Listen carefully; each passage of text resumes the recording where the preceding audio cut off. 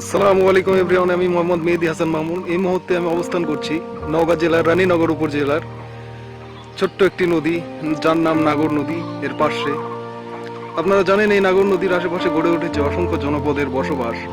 কিন্তু এই নাগর নদীর পরিচর্যার অভাবে অনেকটা বেহাল দশায় দাঁড়িয়েছে।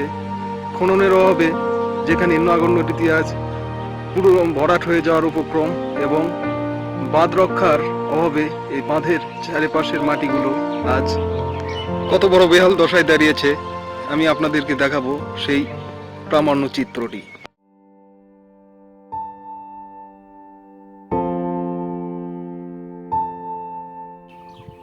দেখুন কিভাবে এ সকল ভূমিদস্যুরা এখান থেকে মাটিগুলো উজাড় করে নিয়ে যাচ্ছে।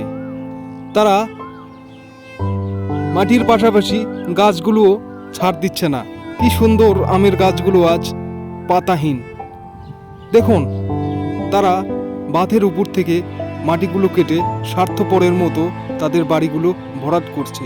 তাদের মনে নেই কোনো মায়া, নেই কোনো দয়া, আছে শুধু নিজের স্বার্থ পূরণের আশা।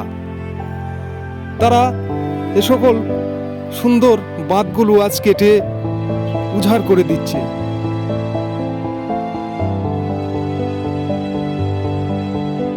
তারা নদীর মধ্যে ধান রোপণ করে সেখান থেকে মাটিগুলো চারিদিকে নেমে দিয়ে তা জমিতে রূপান্তর করছে। এর ফলে নদীর পানিপথের গতিরোধ করছে।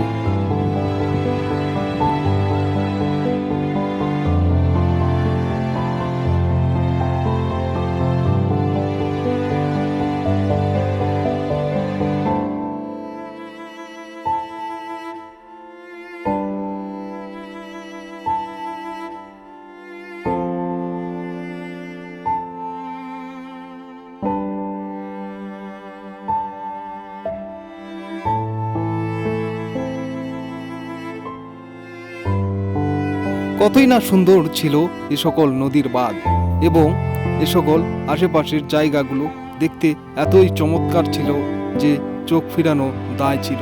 কিন্তু বর্তমান নদীর পরিস্থিতি দেখলে আমাদের চোখে পানি এসে যায়।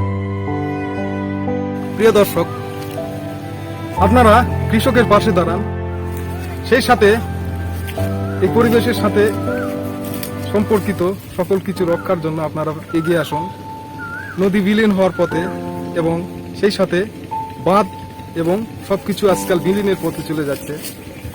এভাবে যদি চলতে থাকে তাহলে একসময় এই এলাকার লোক বর্ষাকালে বন্যায় প্লাবিত হবে এবং নদী ভূগর্ভে বিলীন হয়ে যাবে।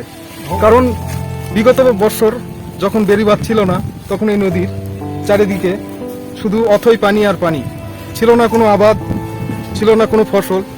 জনগণেরা চরম দুর্ভোগে ছিল। সেই সাথে তারা অনেকে অনাহারেও দিন যাপন করেছে। কিন্তু এই বেড়িবাঁধ হওয়ার ফলে এখানে প্রায় 3-4 রকমের ফসল আবাদ হয়, মানুষের দুঃখ কষ্ট লাঘবের পথে। কিন্তু এই বাঁধ রক্ষার অভাবে এবং নদী খননের অভাবে আজকাল নদীটি পূর্ণ হওয়ার পথে এবং বাঁধ ভাঙার পথে।